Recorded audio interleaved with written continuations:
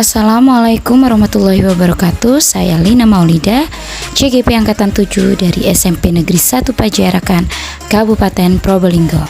Dalam kesempatan kali ini, saya akan mencoba memaparkan aksi nyata modul 1.4 Budaya Positif di SMP Negeri 1 Pajarakan.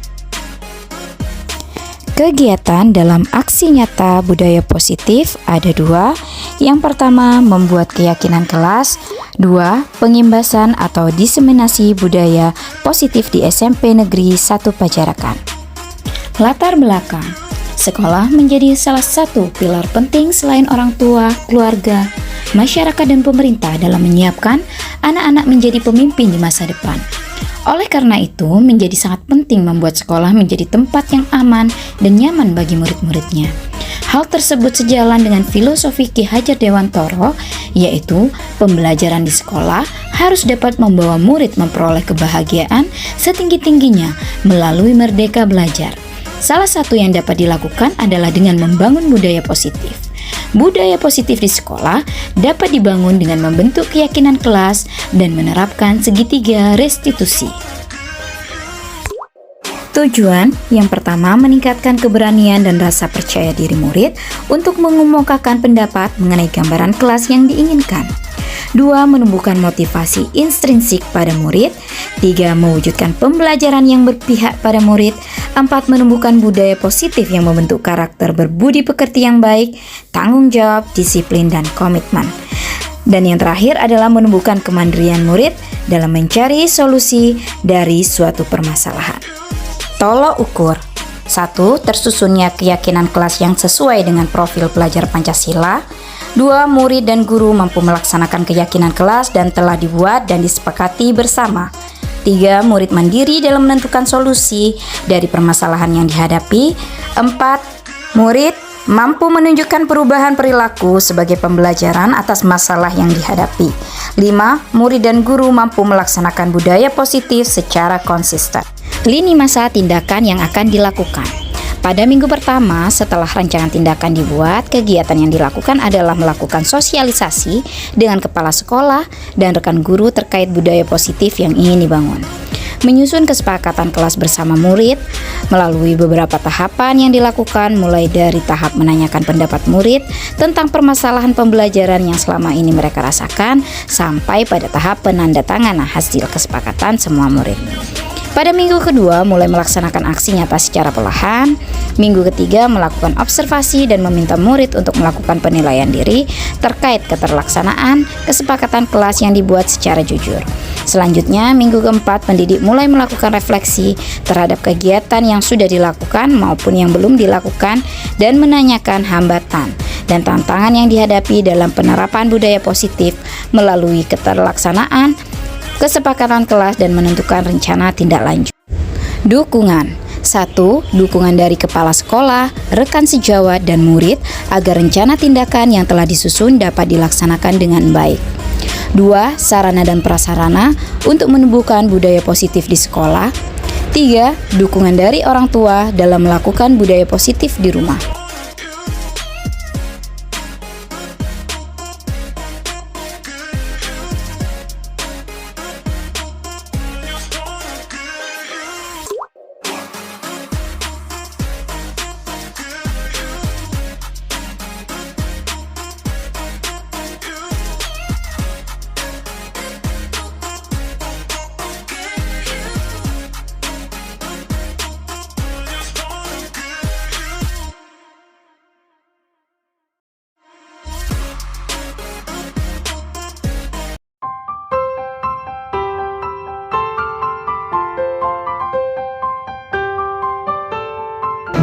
Assalamualaikum warahmatullahi wabarakatuh.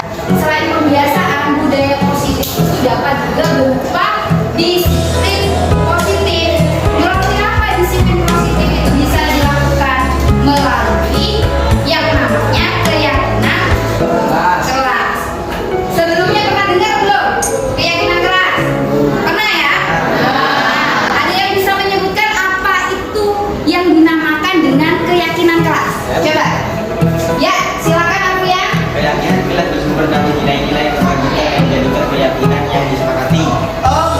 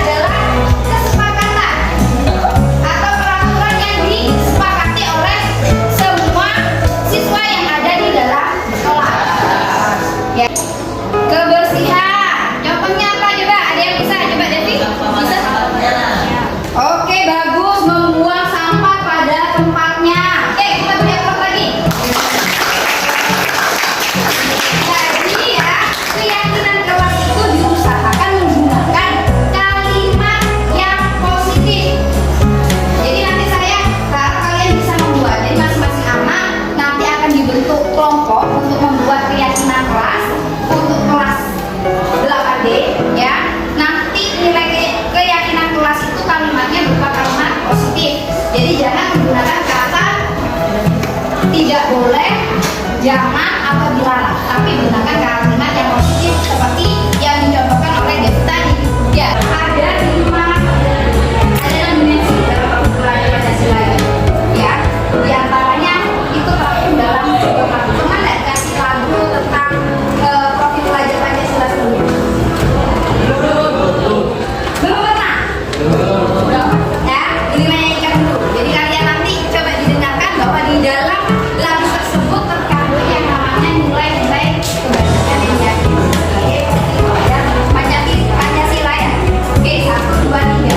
Pelajar Pancasila beriman dan bertakwa pada Tuhan yang esa dan berakhlak mulia, berkebinekaan global, gotong royong mandiri, kreatif dan bernalar kritis. Nah, itu termasuk apa? Nilai-nilai kebajikan di dalam itu.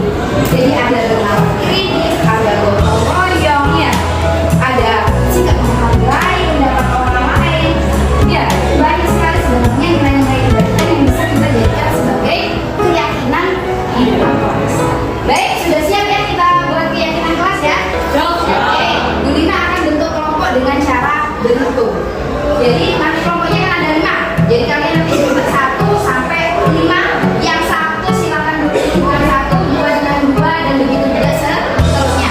Nanti kalian bentuk kelompok, kalian diskusikan nilai kebajikan apa yang akan kalian lakukan menjadi suatu keyakinan kelas yang akan disepakati. Ya, paham ya sampai di sini? Ada yang mau bertanya? Tidak ya?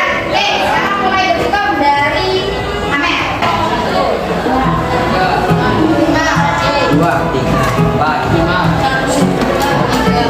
5. Dan silakan kalian melakukan diskusi. Selamat berdiskusi.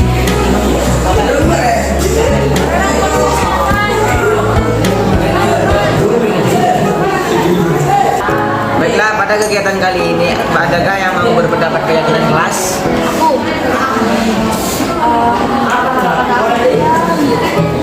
Keyakinan kelas yang pertama gimana kalau misalnya kita tuh dilarang buang sampah pada tempatnya. Apa lagi? Gimana kalau menurut saya berpakaian rapi dan memakai atribut lengkap? Oh boleh. Apakah tidak ada pendapat lain? Kalau tidak ada, ya, silakan ditulis sekitar email.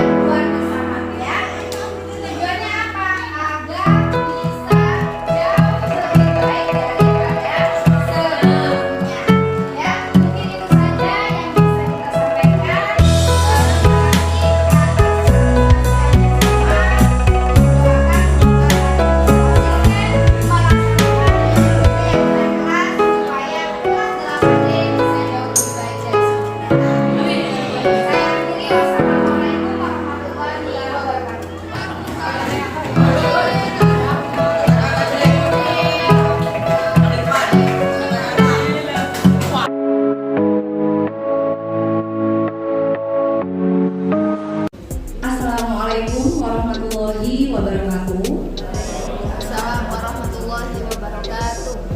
Selamat pagi, salam sejahtera untuk kita semua. Yang terhormat Bapak Kepala SMP Negeri 1 Pajarakan, yang kami hormati Bapak Ibu Guru peserta pengimbasan yang berbahagia. Alhamdulillah, marilah senantiasa kita panjatkan kehadirat Allah Subhanahu wa Ta'ala, karena pagi hari ini kita masih diberikan kenikmatan sehat dan kesempatan sehingga bisa mengikuti acara pengimbasan pada hari ini. Sholawat dan salam semoga tetap tercurah kepada junjungan besar Nabi kita, Nabi Muhammad Sallallahu Alaihi Wasallam. Baik Bapak Ibu, agar acara pada pagi hari ini bisa berjalan dengan lancar, memberi manfaat dan penuh dengan berkah untuk kita semua, marilah kita buka acara ini dengan bacaan basmalah. Bismillahirrahmanirrahim. Terima kasih. Pada hari ini, tanggal 7 Januari 2023, kita akan mengikuti serangkaian acara pengimbasan dari calon guru penggerak SMP Negeri 1 Pajarakan. Adapun susunan acara pada pagi hari ini, yang pertama adalah pembukaan, kedua sambutan, ketiga acara inti, dan yang terakhir penutup. Untuk sambutan akan disampaikan oleh Bapak Kepala SMP Negeri 1 Pajarakan. Kepada Bapak Arif Samsul Hadi dipersilahkan. Assalamualaikum warahmatullahi wabarakatuh. Alhamdulillahirabbil alamin wa bihi nasta'in ala umuri dunya waddin. Wassalatu wassalamu ala asyrofil anbiya wal mursalin sayyidina Muhammadin wa ala alihi wa sahbihi ajma'in, amma ba'du. Yang saya hormati Bapak Ibu Wakil Kepala Sekolah, yang saya hormati Bapak Ibu Guru SMP Negeri 1 Pajarakan, dan yang terakhir yang saya banggakan 5 CGP yang sedang duduk di kursi terdakwa. Ya, di kursi terdakwa maksudnya adalah beliau semuanya adalah tokoh-tokoh yang akan memajukan sekolah kita di dalam menggerakkan sekolah kita, menggerakkan para guru, menggerakkan para siswa serta komunitas praktisi. Ya, tepuk tangan sekali lagi Bapak Ibu untuk 5 calon penggerak kita, guru penggerak. Sudah kenal semuanya? Yang sebelah sana adalah Bu Is. Baik Bapak Ibu sekalian, ini kesempatan yang luar biasa sebenarnya, dan rangkaian ini tidak dibuat secara pribadi oleh 5 calon guru penggerak dari SMP Negeri 1 Pajarakan, tetapi ini semuanya adalah by design dan setting dari Kementerian Pendidikan dan Kebudayaan serta Menristek di dalam BPGP, yaitu Balai Besar Guru Penggerak Provinsi Jawa Timur. Jadi Bapak Ibu sekalian, guru penggerak ini sudah masuk ke dalam tahapan program pendidikan guru penggerak PPGP angkatan 7. Karena ini sebuah program pendidikan, maka itu satu paket ya selama 6 bulan. 6 bulan mulai dari bulan September saat digodok sampai dengan bulan Juli. Ada vakum sebentar, kemudian on lagi pada bulan Maret, terakhir bulan Juli. Nah, program ini itu kalau sekolah kita di universitas terbuka sangat mahal biayanya, dan mereka ini sekolah di situ. Ya, memang sistem pemerintah kita di dalam menggebrak pendidikan di era digitalisasi ini tidak harus offline maupun pelatihan-pelatihan di hotel-hotel dan sebagainya. Sekarang ini sistemnya adalah daring atau online. Ya, kemudian ini melalui tahapan sebagaimana yang Bapak Ibu angkatan 9 dan 10 nanti dilakukan. Ya, tidak ujuk-ujuk dipilih, ditunjuk, tidak, tetapi harus proses melalui awal, yaitu mendaftar. Nah, siapa yang tidak mendaftar tidak mungkin ya ujuk-ujuk diterima. Jadi melalui proses seperti itu. Kemudian setelah itu registrasi, lalu dilanjutkan dengan tes seleksi pertama. Seleksi pertama yaitu SC. Dilanjutkan lagi dengan seleksi kedua wawancara dan praktik mengajar 10 menit. Nah, semuanya itu luar biasa gemblengannya. Nah, tapi untuk mengetahui itu, Bapak Ibu silakan mendaftar. Karena kalau kita saja tidak cukup, kita bisa memberi gambaran sepenuhnya. Nah, tetapi memang ada dua hal, bisa secara sadar atau ikhlas. Yang kedua bisa menjadi paksaan. Nah, sebagaimana kita di dunia ini ada instruksi paksaan, ya langsung jalankan, komando, ada juga harus melalui kesadaran. Nah, yang paling bagus adalah melalui kesadaran. Oh, ternyata paradigma pendidikan ini berubah. Oh, ternyata sekarang sedang saatnya digitalisasi, tapi yang dulu itu tidak ada digital. Ya. Nah, Bapak Ibu sekalian, kira-kira perubahan kurikulum itu sangat sering kita lakukan, apalagi era saya Pak Adi dan lain sebagainya. Nah, di zaman dulu sistem politik itu berbicara tentang komando, instruksi, jalankan dan sebagainya. Ya, apalagi di era Orde Lama, Presiden sekarang. Kemudian setelah itu Bapak Soeharto pun itu sudah Orde Baru dan sistemnya adalah otoriter, cenderung otoriter. Tetapi waktu itu kita menikmati Bapak Ibu. Sehingga sampai ke dalam sistem pendidikan kita juga pendidikan yang disebut dengan teori behavioristik. Nanti di situ ada perkembangan paradigma pendidikan, perubahan masuk di situ. Nah, kemudian di era digital ini tidak bisa lagi kita menganut sistem pendidikan zaman dulu, di mana menganut behavioristik. Di situ ada perubahan tingkah laku, anak diberi rangsangan, kemudian ada respon dari anak. Nah, sekarang ini harus ada motivasi, harus ada kesadaran dan sebagainya.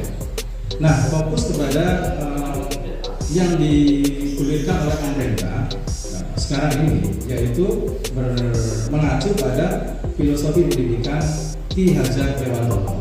Karena fokus pada diseminasi ini adalah hal yang wajib di dalam program pendidikan guru penggerak. Jadi sekarang ini itu semua calon guru penggerak itu melaksanakan diseminasi, fokus pada modul 1.4. 1.4 itu tentang budaya sekolah, budaya positif. Jadi budaya positif itu kan budaya ya. Budaya itu sebuah kebiasaan nanti menuju ke menjadi terinternalisasi pada semua komponen di sekolah.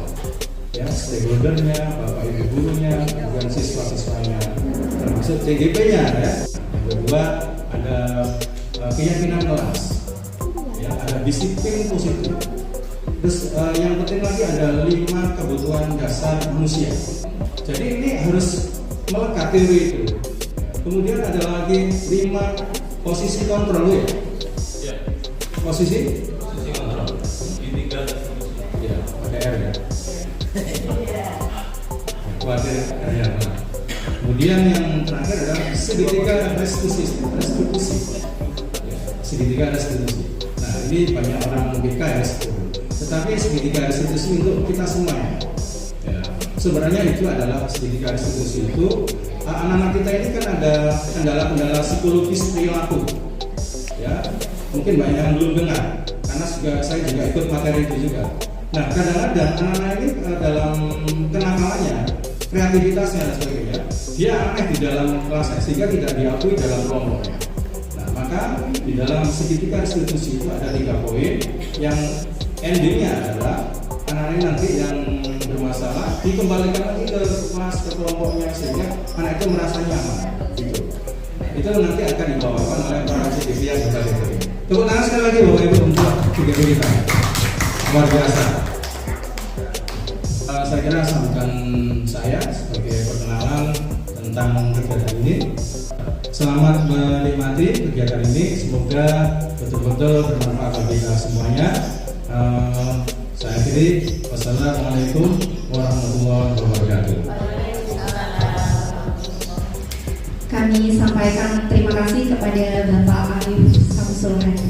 Ya, memasuki acara selanjutnya yaitu acara inti, yakni pemaparan dari Bapak Ibu calon guru penggerak SMP Negeri 1 Pajarakan. Acara inti ini akan dipandu oleh moderator yaitu Bapak Marudin. Kepada Bapak Marudin dipersilahkan. Bismillahirrahmanirrahim. Bismillahirrahmanirrahim. Assalamualaikum warahmatullahi wabarakatuh. Bapak Ibu yang berbahagia, dalam kesempatan ini kita akan melaksanakan kegiatan desiminasi modul 1.4 tentang budaya positif. Dalam modul ini ada 7 sub pokok bahasan yang akan disampaikan masing-masing oleh narasumber yang sudah berada di depan Bapak Ibu sekalian. Untuk itu saya perkenalkan terlebih dahulu. Untuk sub pokok bahasan perubahan paradigma belajar nanti akan disampaikan oleh Bapak Haji Arif Samsul Hadi. Beliau sehari-hari sebagai Kepala SMP Negeri 1 Panjarakan. Kemudian sub pokok bahasan yang kedua, kebutuhan dasar manusia, nanti akan disampaikan oleh narasumber Bapak Marudin. Saat ini sedang berdiri di hadapan Bapak Ibu sekalian. Kemudian yang ketiga,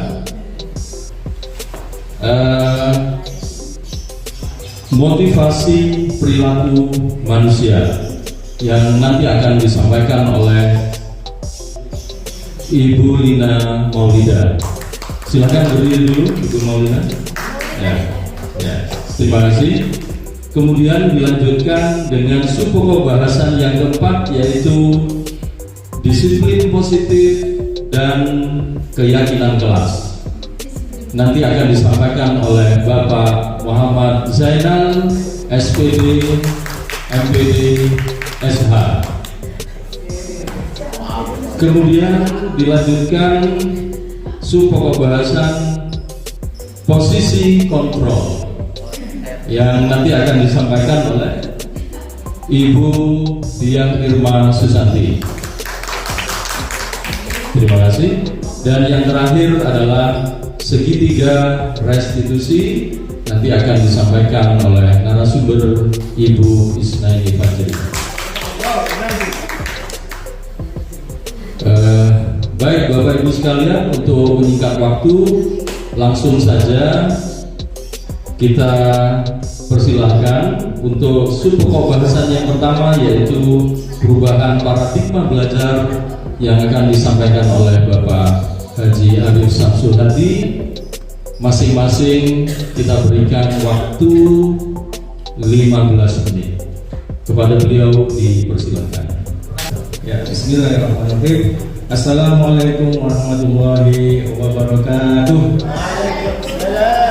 Bu sekalian, karena ini sudah materi, tidak usah prolog lagi. Saya langsung saja. Masih ingat kita semuanya ketika sekolah ya? Saya kalau nggak salah waktu SD tahun 70-an. Nah, di situ ada kurikulum, kalau kurikulum 1975. Ya, kemudian beralih lagi kurikulum semuanya itu masih stimulus respon. Ya, masih behavioristik. Jadi behavioristik itu kan perubahan tingkah laku ya. Dalam pelajaran itu kalau kita belajar waktu itu ketika masuk kelas, guru-guru kita itu pakai sepatu rata-rata pantofel. Nah, sekarang ini sepatu bekas semuanya ada di sini. Ya bagus ya. Jadi sepatunya itu sering top gitu. Nah, ketika guru itu datang, maka kita pasti seolah segan atau takut. Ada dua hal itu. Lalu kita cepet ada Pak Guru, langsung masuk kelas. Kemudian sedangkan begini, nah, gurunya masuk, diam, tangannya gini semuanya, gitu. Nah tujuannya supaya apa? Supaya tertib kelas itu. Tertib, nah, anak-anak itu sudah fokus mau menerima ilmu, pengetahuan. Nah, di pesantren juga begitu sama.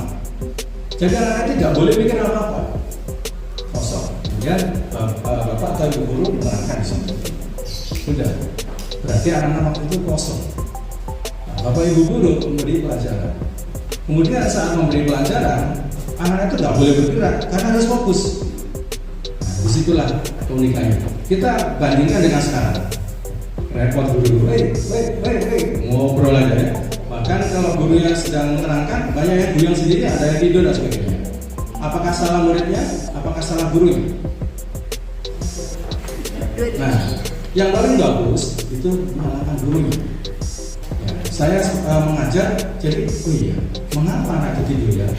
Semua itu kan manajemen kelas kita, sehingga kita harus bagaimana. Nah, kalau zaman dulu kita terapkan seperti itu, anak-anak nurut. Karena sistem yang ada di negara kita waktu itu mendukung seperti itu, ya tertib semuanya. Nah, Bapak-Ibu sekalian, ketika belajar seperti itu yang namanya teori perubahan tingkah laku. Setelah itu, ya pasti ditanya jelas apa tidak, kemudian hasil belajar dicapai.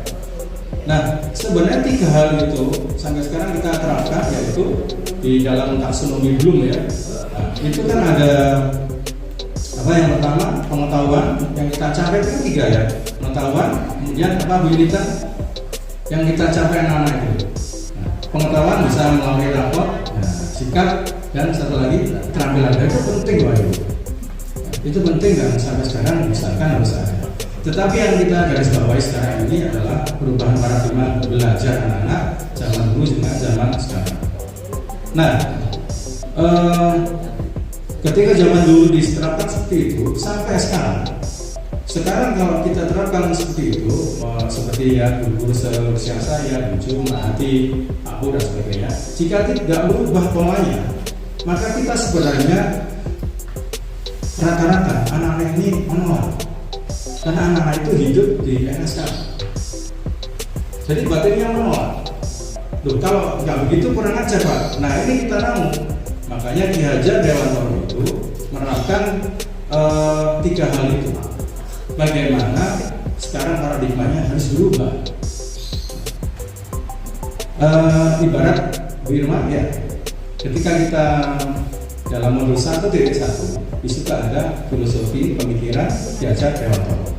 Nah, saya baru tahu bahwa Ki Hajar Dewantoro itu kan tahun 1922 menurunkan pendidikan mahasiswa. Nah, karena kata-kata Ki Hajar Dewantoro itu tidak akan berbunyi apa-apa kalau tanpa figur prototipe sekolah-sekolah. Akhirnya seluruh Indonesia itu rata-rata ya, mungkin di Pulau Jawa yang banyak ya, itu mendirikan taman pendidikan, taman mahasiswa ya, taman mahasiswa. Nah, tapi mungkin karena pergeseran zaman dan sebagainya, maka tidak sanggup yang memajukan sehingga bersaing dengan sekolah-sekolah modern yang lain mungkin tidak maksimal. Nah, maksud saya diibaratkan kita itu seorang petani, tukang kebun. Nah, apa yang harus dilakukan? Nah, murid-murid kita itu adalah tanaman. Supaya tanaman itu tumbuh maksimal, maka kita harus mendoakan, kita harus menyirami. Pertama harus mengolah tanah, capek dulu mengolah tanah. Nah, berarti sarana prasarana harus kita siapkan supaya kondusif, iklimnya harus cocok. Ya, jadi kita itu jangan lupa karena kita yang beragama, maka kita harus berdoa karena tangan Tuhan sangat menentukan. Apalagi apalagi selain itu apalagi supaya tanaman kita menjadi bagus. Pak Rofi yang biasanya nyewa sawah dipupuk, ya dipupuk, dirawat itu apa Bu maksudnya? Ya itu semuanya dirawat ya. Nah, kita menghadapi siswa seperti itu atau tidak sekarang ini? Sama, ya kan? Ya. Jadi padi atau tanaman apapun juga kalau kita datangi di situ, padinya jangan harus nurut kita harus nurut padinya, kita harus mengikuti tanamannya, begitu ya. Nah, itulah filosofi salah satunya adalah yang diterapkan oleh Ki Hajar Dewantoro. Yang berikutnya adalah di dalam kelas itu kita berpusat pada anak. Jadi kata berpusat pada anak itu sudah jauh sebelumnya ya. Tidak akhir-akhir ini saja. Sudah zaman dulu sebelum kurikulum diterbitkan itu Ki Hajar Dewantoro sudah berpusat pada anak. Malah lebih ekstrim lagi, menghamba pada anak. Betul ya Pak ya? Menghamba pada anak dalam tanda petik. Ya. Jadi kita betul-betul melayani, mengikuti, ya. Tapi itu maksudnya adalah positif. Keinginan anak selama itu positif kita ikuti, ya. Kemudian itu yang dimaksud adalah di dalam filosofi Ki Hajar Dewantara itu kita memperhatikan kodrat ini yang penting, kodrat alam yang sudah Allah berikan kepada kita semuanya. Kita masing-masing punya potensi, ya, punya bakat, punya minat masing-masing. Kalau sama semuanya, ya senang IPS semuanya, bagaimana kita nggak punya teknokrat? Ya, kalau kita punya ini harus dijadikan guru matematika semuanya, siapa yang lain, gitu, seperti itu. Nah, itu kodrat alam yang Allah berikan kepada masing-masing individu. Sehingga Bapak Ibu guru, termasuk anak-anak kita, termasuk murid-murid, itu harus bersinergi. Kita semuanya mengikuti bakat dan minat anak-anak. Nah, sehingga di situ sekarang ini ya, perubahan kurikulum ini di awal tahun pelajaran kita ini harus mendiagnosa anak, menganalisis anak-anak potensinya di mana, bakatnya di mana melalui guru BK, gitu ya. Idealnya seperti itu. Terus pengembangannya di ekstrakurikuler. Ekstrakurikuler itu juga bukan paksaan. Ini volinya masih sedikit, kamu voli, kan nggak mungkin Bu Susi ya? Ya, oke Pak. Itu tandanya bahwa kita ini harus menyesuaikan dengan bakat dan minat anak-anak. Seperti itu. Ya. Kembali lagi ke perubahan paradigma. Ya.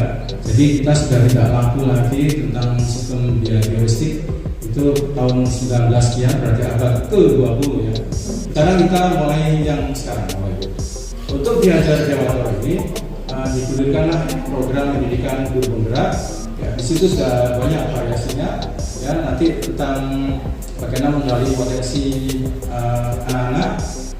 Kemudian modul-modul berikutnya tentang guru penggerak ini juga dibuat aksi nyata, Pak ya. Ya, nah, aksi nyata. Keyakinan kelas menarik sekali. Jadi nanti konsep hukuman yang diterapkan reward punishment diterapkan oleh teori heuristik itu sudah harus kita kurangi, bahkan sudah tidak dipakai. Terus bagaimana kalau nggak ada aturan? Gitu. Aturan itu Bapak Ibu bukan menghambat atau berpusat pada anak, tapi berpusat pada sekolah. Terus kalau berpusat pada anak, apakah diberi kebebasan? Nah, gap inilah yang harus ditampilkan oleh Bapak Ibu guru penggerak nanti, termasuk calon guru penggerak. Jadi bisa kita arahkan anak-anak supaya memahami tanggung jawab sendiri, mencetak unsur tanggung jawab dan kemandirian. Kalau dari sekolah, aturan itu anak-anak nggak memiliki rasa tanggung jawab karena nggak itu pembuat. Nah, sekarang dibuatlah yang disebut kesepakatan kelas atau keyakinan kelas. Karena di kelas-kelas nanti ini Bapak Ibu guru harus ya. Ya baik ya. Intinya terakhir adalah ketika di kelas-kelas nanti Bapak Ibu gurunya nanti kita buat supervisi aja ya, lesson study, membuat keyakinan kelas di kelas sehingga anak-anak mulai sendiri aturannya itu ya, bukan aturan, keyakinannya. Maka itulah konsekuensinya nanti harus diikatkan bersama. Jadi bukan aturan sekolah atau aturan kelas ya. Baik, itu yang bisa saya sampaikan dari semuanya. Mudah-mudahan diseminasi ini bermanfaat bagi kita semuanya, memori kita semuanya, memasukkan pendidikan kita di SMP Negeri 1 Banjarnegara, sekaligus bagaimana anak-anak kita ini bisa anak yang berakhlakul karimah, terampil, sekaligus bermata wadih. Demikian, assalamualaikum warahmatullahi wabarakatuh.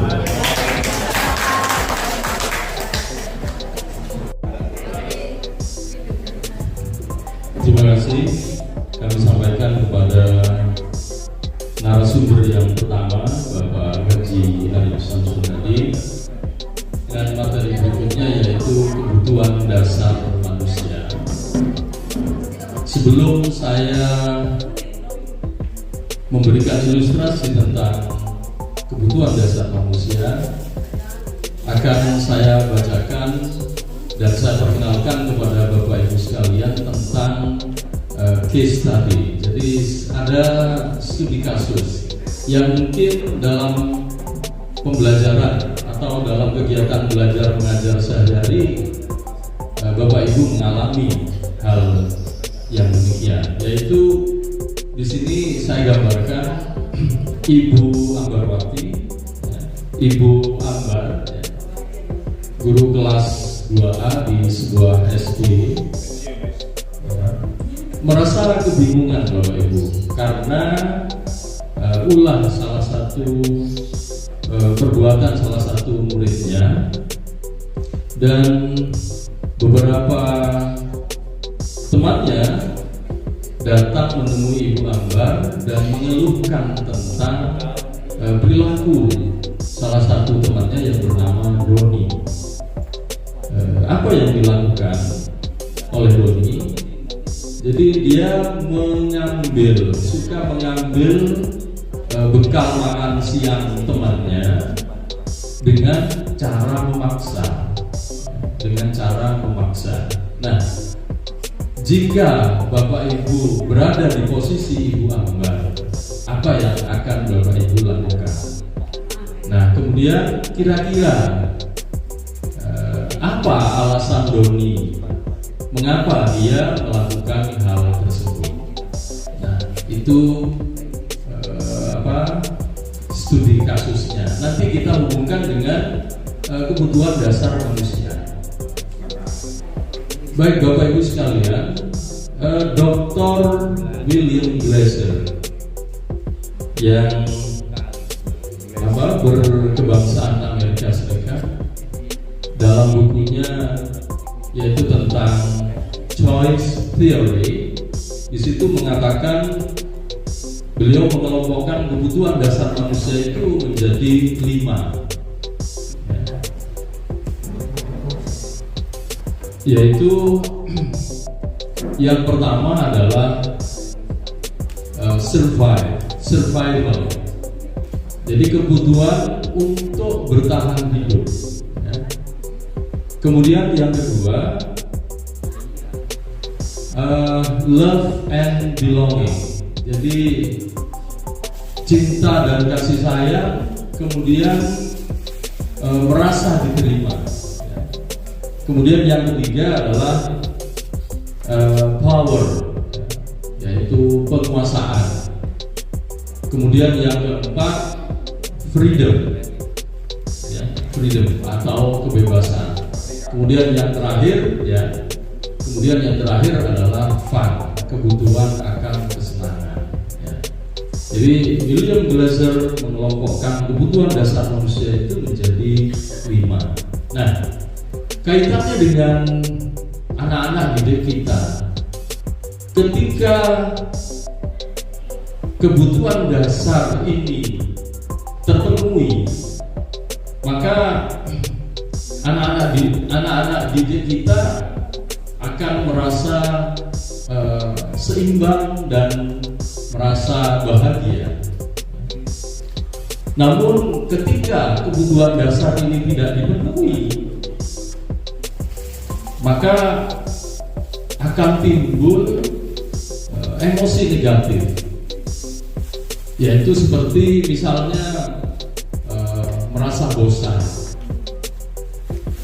Merasa bosan ini jika siswa kita merasa bosan berada di sekolah, yang terjadi ada yang meloncat pagar, sehingga Pak Hadi sibuk untuk menjaga pintu gerbang gitu supaya tidak kabur dari sekolah. Kemudian rasa sedih, kemudian yang terakhir timbul rasa kecewa. Dan bahkan jika kebutuhan dasar ini tidak terpenuhi, akan melakukan pelanggaran yang tidak sesuai dengan nilai-nilai kebajikan. Itu yang terjadi. Nah, makanya sebagai seorang guru yang baik, kita harus memahami kebutuhan dasar siswa kita, sehingga kita akan mengetahui alasan apa ketika anak-anak didik kita itu melakukan pelanggaran. Demikian Bapak Ibu. Baik, yang pertama kita lihat kebutuhan bertahan hidup, atau dalam bahasa Inggrisnya survival. Nah, yang termasuk kebutuhan untuk bertahan hidup ini ya termasuk harus terpenuhi kebutuhan sandang yang meliputi sandang, pangan, dan papan. Jadi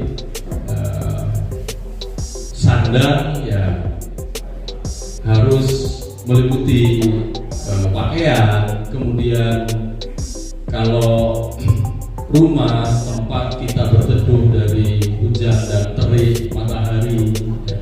Kemudian pangan, ya. Coba Bapak Ibu bayangkan ketika anak-anak berangkat dari rumah sampai di sekolah dalam keadaan lapar, pasti mereka tidak akan bisa mengikuti pelajaran dengan baik. Sudah pasti. Nah, kemudian termasuk kebutuhan biologis yang merupakan proses reproduksi. Ini juga termasuk kebutuhan untuk bertahan hidup. Jadi ini juga harus dipenuhi. Pertanyaannya, apakah kebutuhan dasar ini hanya berlaku kepada anak-anak kita, kepada murid-murid kita? Jawabannya tidak. Jadi kebutuhan ini juga berlaku kepada orang dewasa, manusia pada umumnya. Kalau boleh saya contohkan, Pak Rofi'i ini lebih baik tidak makan daripada tidak dipenuhi kebutuhan biologisnya. Jadi lebih baik mungkin Pak Rofi'i bisa menahan lapar. Tetapi kalau kebutuhan biologisnya sampai 1 minggu tidak terpenuhi, ya ini akan merasa bosan, kecewa, dan sedih, saya kira. Ya seperti itu. Nah, kemudian kalau kita kaitkan dengan studi kasus yang terjadi pada Doni di kelas tadi, kenapa Doni itu sampai mengambil makanan temannya dengan cara paksa? Jawabannya, ketika Doni menjawab karena dia lapar, maka dalam hal ini Doni sedang berusaha untuk memenuhi kebutuhan untuk bertahan hidup, ya, survival. Ya. Baik, yang kedua yaitu tentang kasih sayang dan rasa diterima. Ya. Jadi manusia itu butuh yang namanya cinta dan kasih sayang, kemudian rasa diterima oleh kelompoknya. Ya. Kemudian yang berikutnya adalah perhatian. Nah, ketika kita kaitkan dengan saya boleh duduk ya, boleh. Ketika kita kaitkan dengan kasus Doni di atas, ketika Ibu Ambar menanyakan mengapa Doni melakukan mengambil makanan temannya ya secara paksa, jika jawaban Doni adalah iseng karena dia ingin diperhatikan, otomatis kalau dia mengambil secara paksa, tentunya temannya akan berontak. Nah, temannya akan melapor kepada gurunya. Kemudian gurunya akan memanggil orang tuanya karena perbuatan Doni itu sudah berkali-kali dilakukan. Maka orang tuanya akan membawakan bekal makan siang kepada Doni, sehingga Doni di sini sedang berusaha untuk memenuhi kebutuhan akan care atau diperhatikan oleh orang tuanya. Ya. Kemudian yang ketiga, kebutuhan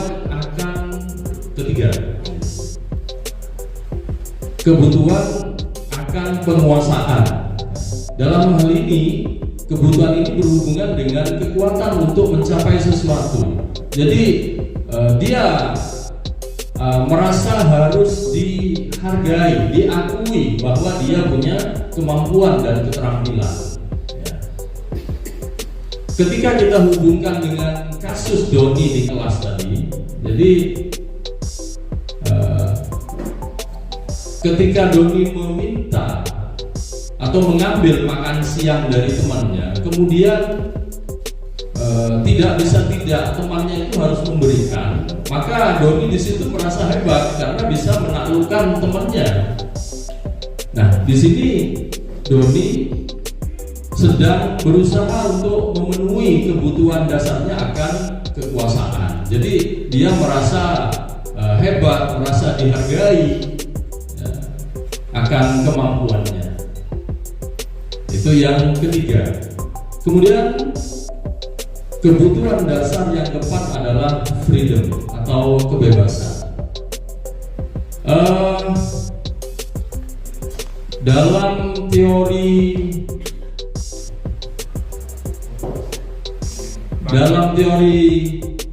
motivasi atau teori kontrol ya, dikatakan bahwa manusia tidak bisa mengontrol orang lain. Ketika orang lain melakukan sesuai dengan apa yang kita kehendaki, itu sebenarnya dia sendiri mengizinkan dirinya untuk dikontrol. Ya. Itu dalam teori kontrol dikatakan seperti itu. Jadi pada hakikatnya manusia itu adalah membutuhkan kebebasan. Nah, kalau kita kaitkan dengan pembelajaran di kelas, sebagai guru yang baik dalam memberikan pembelajaran diferensial, pemberian tugas-tugas yang beragam, sehingga anak-anak kita bisa memilih tugas mana yang ingin dia kerjakan. Nah, ini sangat baik untuk menumbuhkan kemandirian di dalam jiwa dan pikiran anak-anak didik kita. Jadi kebutuhan yang keempat adalah kebutuhan akan kebebasan. Coba digolong. Kalau kita kaitkan dengan kasus Doni tadi, bahwa Doni ini merasa bosan karena setiap hari makan siang yang dibawakan oleh orang tuanya itu menunya itu saja gitu.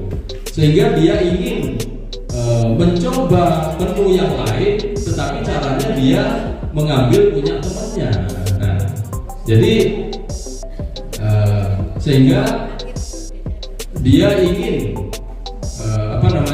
melepaskan kebosanan itu dengan ingin mencoba menu yang dibawa oleh temannya. Nah, dalam hal ini Doni sedang berusaha untuk memenuhi kebutuhannya akan kebebasan. Baik, yang kelima yaitu kebutuhan akan kesenangan atau fun. Nah, Bapak Ibu sekalian yang saya hormati, bisa kita bayangkan kita hidup tanpa rasa senang. Sungguh sesuatu yang akan menyedihkan. Maka jika kebutuhan rasa senang itu tidak terpenuhi, ya, maka akan timbul gejolak di dalam hati dan pikiran kita, terutama anak-anak. Ya. Kalau kita kaitkan dengan kasus Doni di atas, ya, ketika Doni mengambil secara paksa makanan temannya itu, dia akan merasa senang ketika temannya itu marah, ya, kesal.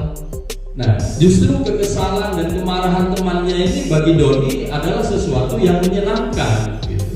Ya karena dia merasa membutuhkan rasa kesenangan itu. Ya.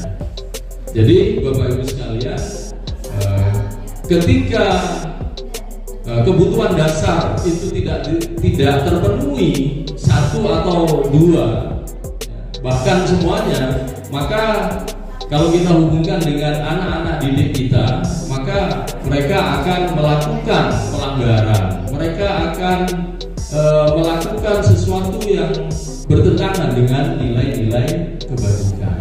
Nah, oleh karena itu, sebagai guru yang baik, kita harus memahami akan kebutuhan dasar anak-anak didik kita, sehingga kita bisa mengetahui alasan mengapa mereka melakukan sesuatu yang bertentangan dengan ke nilai-nilai kebajikan dan tidak langsung memberikan hukuman.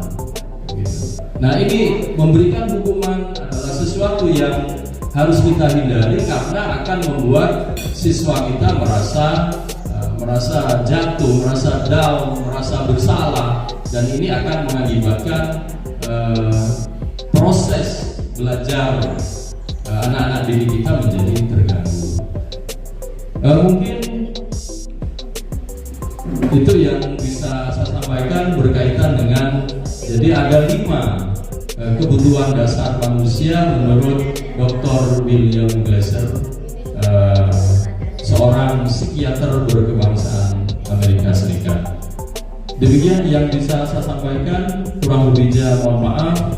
Saya akhiri. Assalamualaikum warahmatullahi wabarakatuh.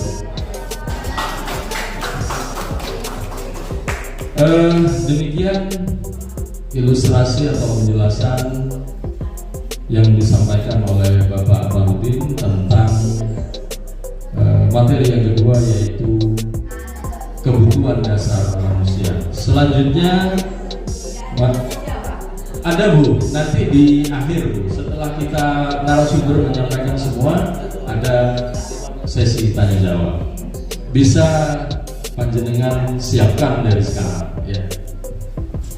Baik, untuk selanjutnya kita persilakan narasumber yang ketiga, yaitu tentang motivasi perilaku siswa.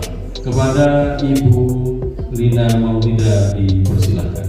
Assalamualaikum warahmatullahi wabarakatuh. Oke, di sini saya diberi kesempatan untuk sedikit berbagi mengenai pemahaman saya tentang motivasi perilaku siswa, di mana kita sebagai guru perlu mengetahui motivasi dari perilaku siswa di kelas, seperti itu. Ya, sebelumnya di sini saya akan menjelaskan dulu apa itu motivasi. Oke, motivasi merupakan dorongan yang timbul pada diri seseorang secara sadar dan tidak sadar untuk melakukan suatu tindakan dengan tujuan tertentu. Di mana di sini sesuai dengan apa yang disampaikan atau dituliskan oleh Diana Rosen dalam bukunya Restructuring School Discipline. Di sini ada tujuan yang ingin dicapai adalah yang pertama, menghindari ketidaknyamanan dari hukuman. Ya, sesuai dengan apa yang sudah disampaikan pada awal tadi oleh Bapak Arif tentang teori behavioristik ya. Karena kita sebagai guru biasanya lebih sering menggunakan teori behavioristik dalam pembelajaran di kelas. Ya, teori behavioristik itu kan fokus pada stimulus dan respon, di mana stimulus dan respon itu kan berasal dari luar, ya. Sementara di sini kita ditawarkan dengan kita memahami dulu motivasi siswa melakukan suatu perilaku itu dari 3 tujuan yang ingin dicapai, yaitu yang pertama, ketidaknyamanan dan hukuman di sini adalah murid melakukan disiplin diri karena dia takut dihukum.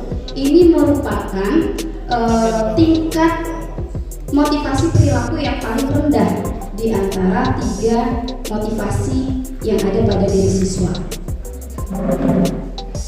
Ini kenapa berasal dari motivasi ekstrinsik disebut dari luar? Karena apa? Karena ketidaknyamanan hukuman ini contohnya seperti ini. Apakah Bapak Ibu pernah memperhatikan bahwa sikap siswa antara pada saat pelajarannya guru ini si A misalnya dengan guru si B itu tidak sama. Misalnya pada saat pelajarannya Bu Tommy, mohon maaf ya, pelajarannya Bu Tommy, meskipun pada saat Bu Tommy itu ada kegiatan di luar, ya, siswa hanya diberikan tugas. Kalau siswa hanya menghindari ketidaknyamanan dan hukuman, ya pada saat pelajarannya Bu Tommy, meskipun Bu Tommy tidak ada, mereka tetap mengerjakan tugas tepat waktu. Sementara kenapa pada saat jam pelajarannya yang lain itu tidak? Ada nggak, pernah nggak menemui seperti itu? ya kan? Nah, itu ya. Nah, itu berarti masih berasal dari luar motivasinya siswa, kan seperti itu. Jadi kita kan nggak tahu ya bahwa teman kita menerapkan motivasi itu berdasarkan apa, disiplin positifnya, disiplin dirinya kepada siswa itu. Ya, bisa mungkin karena memberikan hukuman atau ketidaknyamanan. Misalnya pada saat jam ini kalau misalnya tidak mengerjakan, minggu depannya mungkin akan sering nilainya dikurangi, mungkin waktunya Tommy mungkin seperti itu. Nah, mungkin seperti itu. Nah, ini kita perlu tahu dulu ya mengenai motivasi siswa itu berperilaku seperti yang kita harapkan itu karena apa, kan seperti itu. Kita perlu tahu dulu teorinya. Oke, yang kedua adalah mendapatkan hadiah atau penghargaan dari orang lain. Ini bisa dari guru ataupun orang tua. Misalnya saja mendapatkan imbalan dan penghargaan.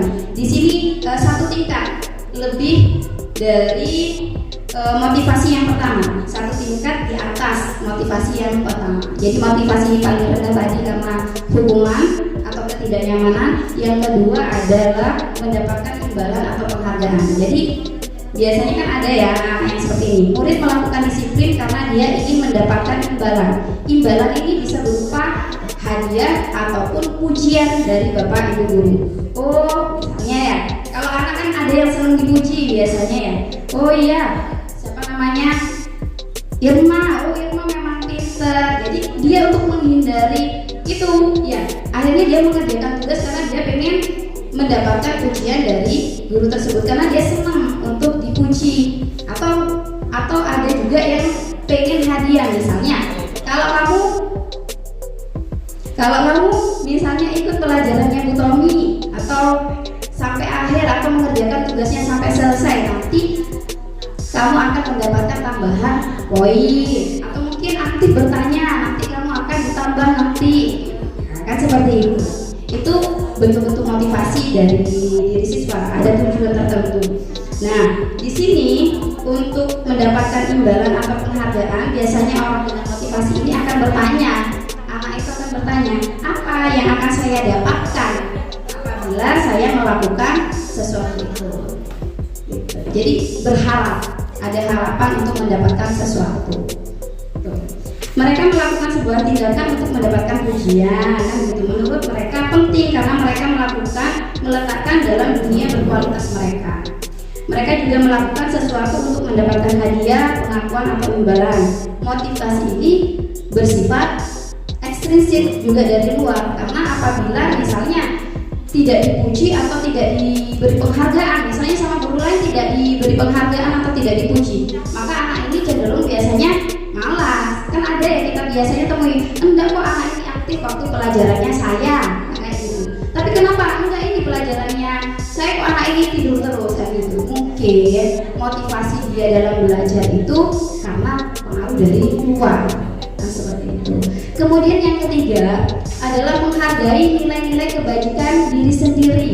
Murid melakukan disiplin diri karena sadar akan nilai kebajikan yang ada dalam dirinya. Ini adalah motivasi yang paling ideal. Ini motivasi yang paling ideal karena apa? Motivasi ini bersumber dari dirinya sendiri. Nah, jadi kenapa ini disebut motivasi intrinsik? Karena berasal dari dirinya sendiri, bukan karena dia takut sama gurunya, bukan takut karena mendapatkan hukuman ataupun berharap untuk mendapatkan pujian atau imbalan. Seperti itu. Jadi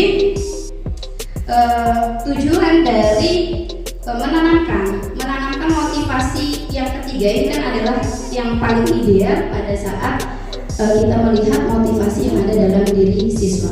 Kemudian ada yang selanjutnya saya mau bertanya, ada sebuah pertanyaan, mohon untuk Bapak Ibu bersedia untuk menjawab ya. Ada hadiahnya enggak? Iya, motivasinya masih ekstrinsik seperti Bapak Ibu yang hadir ke sini, insya Allah sepertinya ini berasal dari dalam diri ya, karena merasa penting untuk mendapatkan ilmu pengetahuan baru yang di-share oleh teman-teman di depan ini. Oke, ini pertanyaannya Ibu, Bapak Ibu ya. Menurut Bapak Ibu, dari ketiga motivasi tadi, motivasi manakah yang saat ini paling banyak mendasari perilaku murid-murid di sekolah?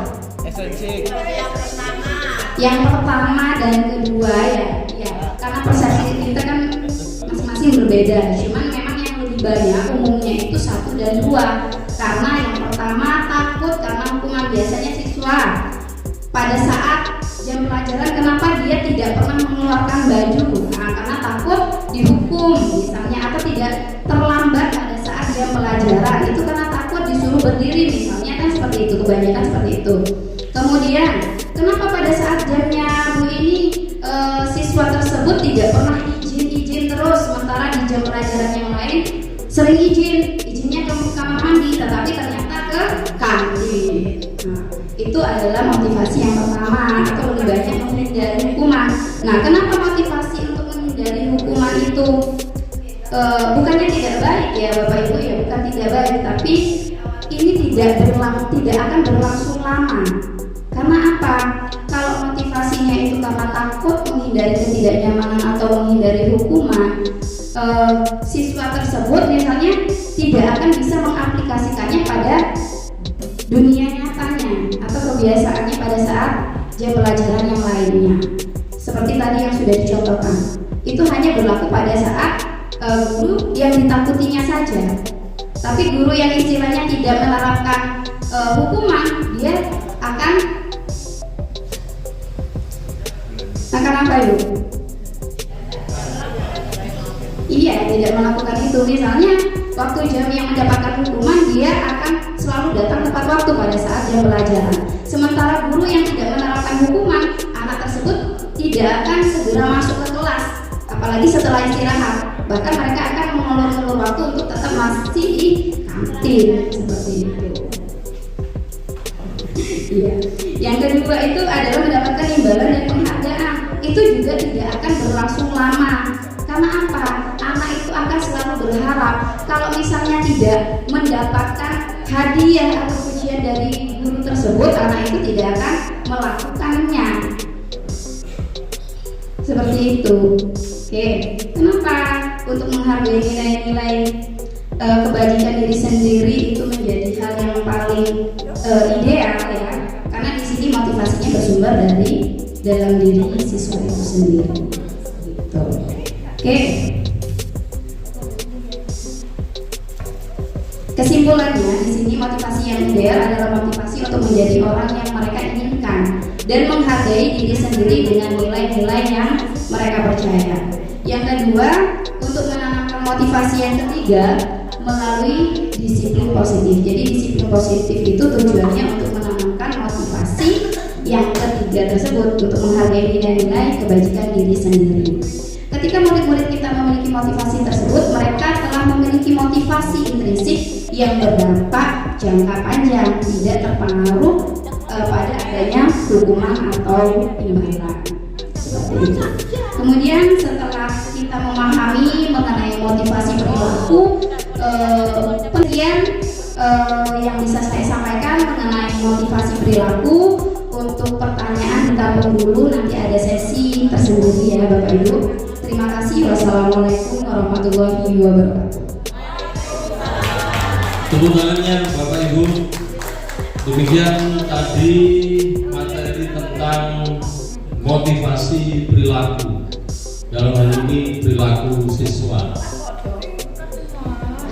Tadi ada pertanyaan dari ketiga motivasi tadi, mana yang sering dilakukan? Ternyata Bapak Ibu menjawab nomor 1 dan 2. Padahal tujuan dari terciptanya budaya positif ini adalah bagaimana untuk menumbuhkan motivasi dari dalam diri siswa itu sendiri. Nah, jadi berarti kita masih terus berusaha untuk bagaimana siswa-siswi kita memiliki motivasi intrinsik, yaitu yang muncul dari dalam dirinya sendiri. Baik Bapak Ibu sekalian, kita lanjutkan dengan materi yang keempat dan kelima, yaitu tentang disiplin positif dan keyakinan kelas. Kepada Bapak Muhammad Zainal dipersilakan. Assalamualaikum warahmatullahi wabarakatuh. Nah, pertama yang ingin saya sampaikan, disiplin positif dan keyakinan kelas ini sangat ada relevansinya terkait dengan teori-teori motivasi siswa yang sudah disampaikan oleh Ibu tadi. Nah, teori disiplin positif itu apa?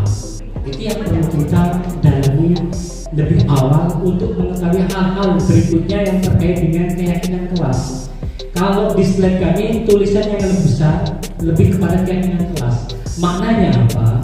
Yang ingin sampaikan nanti penekanannya, stressingnya adalah pada keyakinan kelas. Dan ini pun keyakinan kelas ini sudah kami laksanakan satu aksi nyata di kelas. Hasilnya lumayan. Kita tahu apa sih disiplin positif? Budaya kita tahu bahwa disiplin itu lebih cenderung kepada suatu yang dilakukan oleh seorang kepada orang lain untuk mendapatkan kepatuhan. Dalam arti bahwa disiplin ini kalau ada kata kepatuhan itu sifatnya menekan. Tetapi apa yang sudah disampaikan oleh kepala sekolah di awal tadi, kita ini sudah paradigmanya sudah baru. Bagaimana menciptakan siswa itu merasa nyaman di kelas dan di sekolah, tidak ada tekanan. Oleh karena itu, apa sih disiplin positif? Sebagai pendidik, tujuan kita adalah menciptakan anak-anak yang memiliki disiplin dari sehingga mereka bisa berperilaku dengan mengacu pada nilai-nilai kebajikan universal. Yang pertama. Berikutnya, Bapak Ibu sekalian, apa sih nih? Disiplin positif merupakan pendekatan mendidik anak untuk melakukan kontrol diri dan pembentukan kepercayaan diri, menciptakan bagaimana seperti yang sudah disampaikan, kita ini sebagai guru, ibarat petani. Petani itu bagaimana? Menanam agar tanaman itu menjadi subur, dipupuk. Setelah subur harus diapakan? Dipelihara. Dengan cara apa? Dengan cara rasa kasih sayang, pendekatan secara humanis, tidak melakukan suatu tekanan-tekanan yang pada akhirnya dia berontak. Ini yang harus kita hindari dalam paradigma baru di pendidikan kita. Nah, disiplin berbeda dengan hukuman. Meskipun disiplin sering diterapkan dengan menggunakan teknik hukuman, itu sebuah alat. Dalam arti kata, disiplin ketika dikaitkan dengan hukuman, disiplin ini pada hakikatnya tidak seperti itu. Tetapi ketika dikaitkan dengan hukuman, maka teknik yang hukuman untuk mengarahkan siswa atau murid kita itu agar tercipta disiplin, tetapi dengan cara ditekan atau dipaksa-paksakan, maka gilirannya itu lebih cenderung akan menjadi sebuah disiplin yang bersifat negatif. Kebalikan dari disiplin positif. Kalau sudah bicara tentang hukuman, itu dinamakan disiplin negatif. Apa disiplin negatif? Suatu keadaan disiplin yang menggunakan hukuman atau ancaman untuk membuat orang atau siswa mematuhi perintah dan mengikuti peraturan hukuman. Ada 5 macam posisi kontrol seorang guru, ya. Yang pertama adalah seorang guru sebagai penghukum. Yang kedua adalah seorang guru sebagai pembuat rasa bersalah. Yang ketiga adalah posisi guru sebagai teman. Yang keempat adalah posisi guru sebagai pemantau, dan yang kelima adalah posisi guru sebagai manajer. Nah, siswa kita Kali ini saya akan menyampaikan materi tentang segitiga restitusi. Restitusi adalah proses menciptakan kondisi bagi murid untuk memperbaiki kesalahan mereka sehingga mereka bisa kembali pada kelompok mereka dengan karakter yang lebih kuat.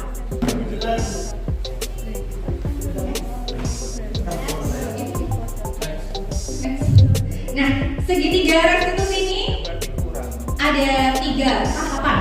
Yang pertama yaitu menstabilkan identitas. Yang kedua, validasi tindakan yang salah. Dan yang terakhir adalah menanyakan keyakinan. Nah, restitusi sendiri ini tujuannya adalah agar anak bisa jujur pada diri mereka sendiri dan anak-anak bisa mengevaluasi diri sehingga mereka bisa dari dalam mereka sendiri. Jadi bukan karena dorongan orang lain. Sehingga mereka bisa menghargai nilai-nilai kebajikan universal yang tadi sudah disampaikan oleh Bapak Cici. Kemudian untuk tahapan-tahapannya, yang pertama yaitu menstabilkan identitas. Nah, di sini biasanya anak-anak ketika melakukan kesalahan kemudian dipanggil, mereka masih dalam keadaan emosi dan masih ketika dalam keadaan emosi, otak mereka itu tidak bisa berpikir rasional. Jadi tugas kita sebagai guru adalah membuat mereka tenang terlebih dahulu. Ketika mereka tenang, kita arahkan supaya mereka mencari solusi dari masalah mereka sendiri. Jadi bukan guru yang kamu harus begini ya, kamu harus begini. Bukan, tapi dari siswa sendiri mencari solusi penyelesaian dari masalah mereka sendiri. Tentunya dengan demikian diharapkan mereka bisa bertanggung jawab dengan penyelesaian yang tadi sudah disampaikan mereka sendiri. Nah, biasanya pada tahap 1 itu guru mengucapkan kata-kata, misal berbuat salah itu tidak apa-apa. Jadi guru itu tidak menyalahkan, kamu salah, kamu paham kamu salah. Nah, tidak seperti itu. Jadi tidak apa-apa nak, wajar kalau kalian melakukan kesalahan. Jadi kita bukan menghakimi siswa, tapi kita menenangkan siswa. Kiranya mereka tenang dulu, tidak takut ketika dipanggil. Akhirnya mereka bisa bercerita mengalir apa adanya. Bisa juga dengan kata-kata, tidak ada manusia yang sempurna nak. Saya juga tidak sempurna, pernah melakukan kesalahan. Kemudian kita bisa menyelesaikan ini. Jadi kita memberikan motivasi bahwa masalah itu pasti bisa diselesaikan dan tidak akan terulang lagi. Kemudian Bapak Ibu tidak tertarik mencari siapa yang salah, tapi ingin mencari solusi dari masalah ini. Selanjutnya, tahapan kedua yaitu validasi tindakan yang salah. Perbuatan yang salah pada murid sering dilakukan itu untuk memenuhi kebutuhan dasar. Tadi sudah disampaikan ada 5 kebutuhan dasar manusia. Nah, ini tugas guru juga untuk mengetahui kira-kira kebutuhan dasar apa yang menjadi penyebab siswa melakukan kesalahan tadi itu. Biasanya pada tahap ini yang dikatakan adalah, padahal kamu bisa melakukan yang lebih buruk lagi loh dari ini, ya kan? Kemudian kamu pasti punya alasan mengapa melakukan hal ini, dan kamu patut bangga pada dirimu sendiri karena kamu telah melindungi sesuatu yang penting bagimu. Karena kadang anak-anak juga melakukan kesalahan untuk mempertahankan dirinya. Apa sikapnya ini kepada Bapak Marudin dan kepada Ibu Lina. Kebetulan kalau Pak JJ tadi sedikit. Kalau Bu Lina dan Pak Marudin ini kebetulan tadi kan menyampaikan bahwa ini pendapat atau yang disampaikan, uraian yang disampaikan itu pendapat seorang ahli. Saya nggak tahu namanya karena orang Inggris ya repot, Amerika sehingga repot. Pertanyaannya sama dengan Bu Lina, apakah ada pendapat lain, ahli lain yang di luar itu? Nanti kita lanjutkan pertanyaan atau jawaban dari pertanyaan berikutnya. Dipersilakan. Terima kasih Bapak Marudin. Saya akan mencoba menjawab pertanyaan dari Bu Jumiati. Di situ pertanyaannya, apakah ada pendapat ahli lain di luar yang saya sampaikan mengenai teori motivasi? Jadi kaitannya seperti yang sudah saya jelaskan tadi, tentu ada.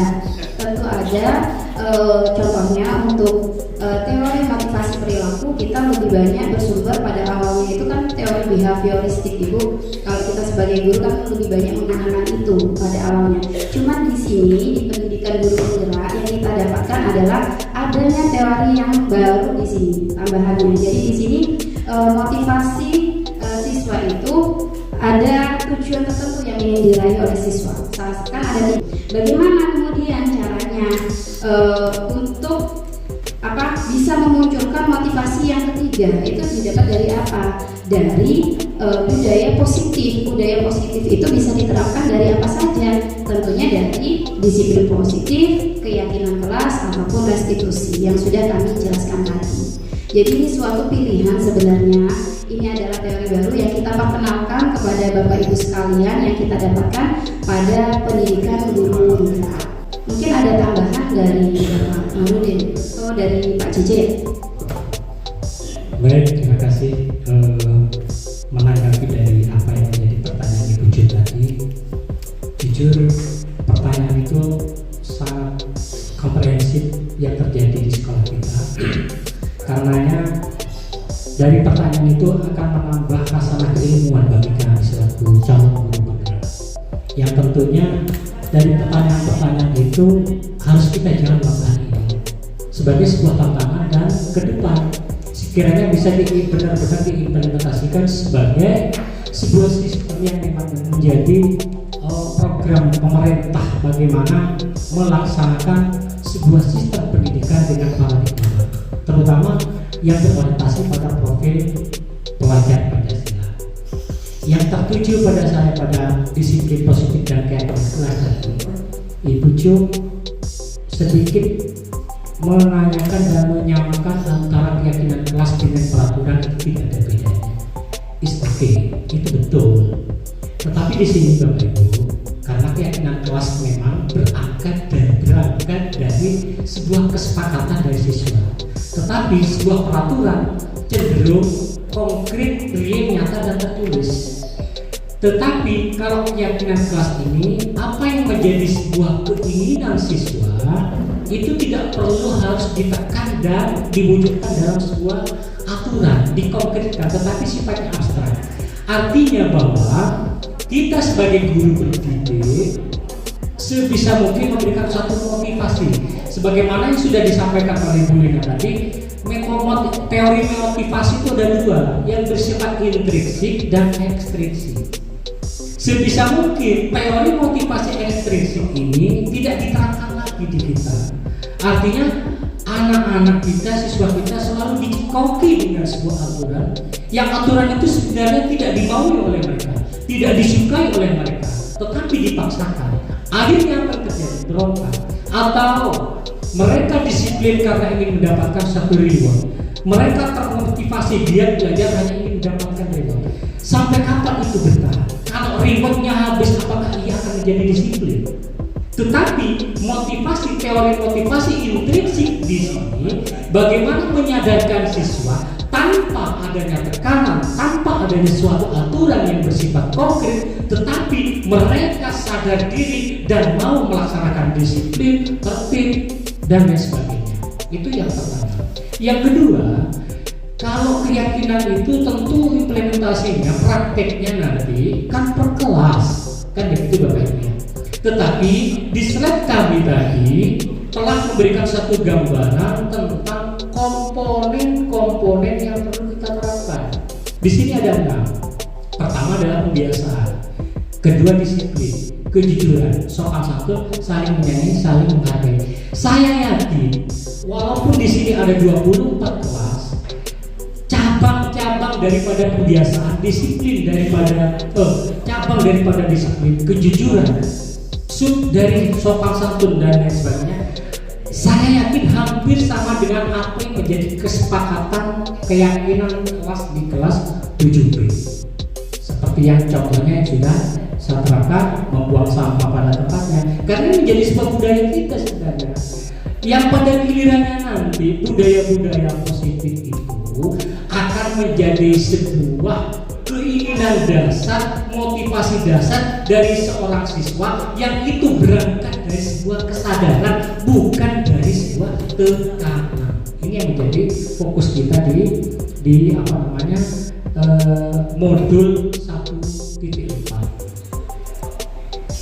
Kiranya itu mungkin yang bisa saya sampaikan sementara. Disampaikan oleh pemateri bahwa motivasi itu kan ada ekstrinsik dan intrinsik.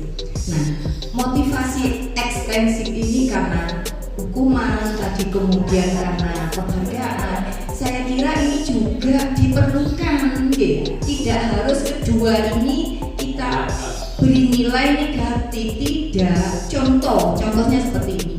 Kalau anak-anak ya, kalau masih kecil itu kan biasanya untuk memulai dia puasa kita beri apa? Nah, reward, misalnya hadiah. Ayo, kalau puasa sampai maghrib saya beri ini. Nah, saya kira itu positif menurut saya. Nah, lama-lama dia terbiasa. Nah, bagaimana di proses pembelajaran? Menurut saya di awal itu saya memulai untuk menjadi motivasi intrinsik itu dimulai nomor 1 dan 2. Yang pertama, ayo anak-anak, nah kalau kalian mengerjakan ini, nah, nanti akan ada tambahan nilai. Nah seperti itu awalnya, tapi karena sudah terbiasa, oh nanti butuh ini, nah gini, mereka akan terbiasa. Ketika saya misalnya ada izin atau apa, tugas itu dikerjakan semua karena diawali dari itu. Memang awali itu sulit ya, awal kita pembelajaran itu membiasakan siswa untuk seperti apa, punya motivasi intrinsik itu sulit. Nah kita awali dari 1 dan 2, tidak bernilai negatif menurut saya, bisa itu bernilai positif asalkan bagaimana cara kita menyampaikan gitu, tidak dihukum. Kalau nggak mengerjakan dihukum, tidak seperti itu. Nah bagaimana cara menyampaikan itu masukan dari saya. Jadi motivasi intrinsik itu tidak mesti bernilai negatif, bisa juga positif. Nah hal ini yang bisa menimbulkan motivasi intrinsik. Seperti itu mungkin dari saya. Saya juga ada pertanyaan nanti. Terima kasih. Wassalamualaikum warahmatullahi wabarakatuh. Waalaikumsalam warahmatullahi wabarakatuh. Baik, jadi tentang motivasi itu dari ketiga motivasi tadi. Jadi yang kedua adalah eksternal, yang ketiga, yang satu adalah intrinsik. Jadi dari motivasi ketiga motivasi itu tidak ada yang salah, tetapi semuanya benar, semuanya membawa dampak yang positif ketika waktu yang diterapkan, kemudian kepada siapa motivasi itu diberikan. Tentu antara siswa A dengan siswa B mempunyai perbedaan. Oleh karena itu, karena mempunyai perbedaan itu, kita memperlakukan mereka dengan cara yang tidak sama, gitu Bu. Contoh, siswa yang pandai tentu tidak usah diberi penghargaan, tetapi dia sudah memiliki dorongan dari dirinya sendiri untuk selalu berdinamika, selalu ingin tahu, dia tidak akan puas dengan apa yang dia capai saat ini. Tetapi di sisi lain, anak yang lain kalau tidak diberikan suatu penghargaan, dia akan cukup puas sampai di situ. Gitu. Jadi ketiga motivasi itu bisa bermanfaat ketika disampaikan di waktu yang sesuai, yang tepat kepada siswa yang tepat, yang berbeda. Gitu.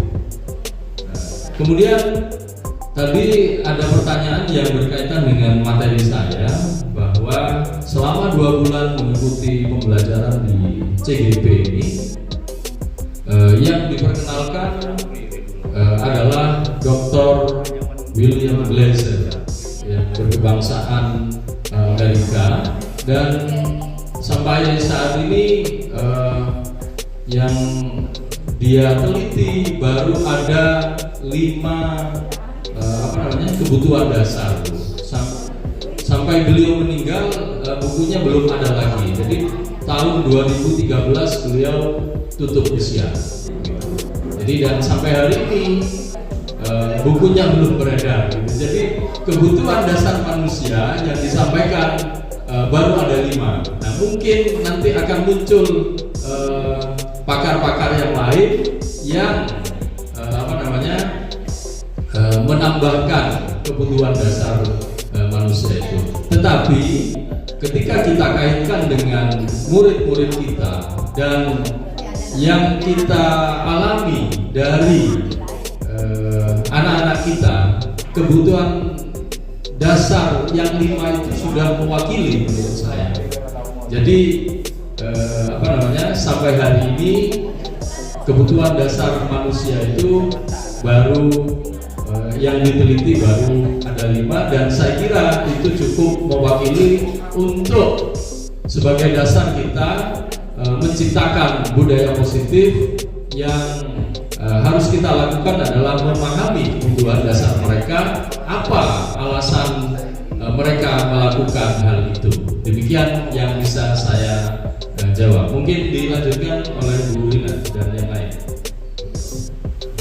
Ya, terima kasih. Saya akan menambahkan lagi sedikit ya mengenai ketiga motivasi perilaku manusia.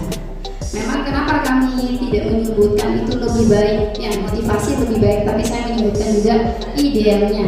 Yang lebih ideal itu adalah motivasi yang ketiga karena bersumber dari dalam diri individu. Semua motivasi itu tentunya semuanya baik Ibu, disesuaikan sama kebutuhan dan situasinya. Begitu juga dengan yang disampaikan oleh Bu Irma tadi mengenai posisi kontrol kita.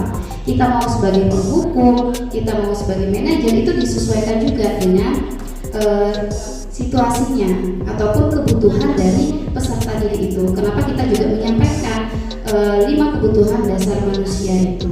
Jadi kita menggunakan kata bukan lebih baik tapi lebih idealnya, seperti itu, karena berkaitan dengan manfaatnya gitu. Kalau pakai motivasi yang berdasarkan imbalan, penghargaan atau hukuman, itu jangka waktunya jauh lebih terbatas dan tidak bisa bertahan lama karena hanya berlaku untuk orang tertentu.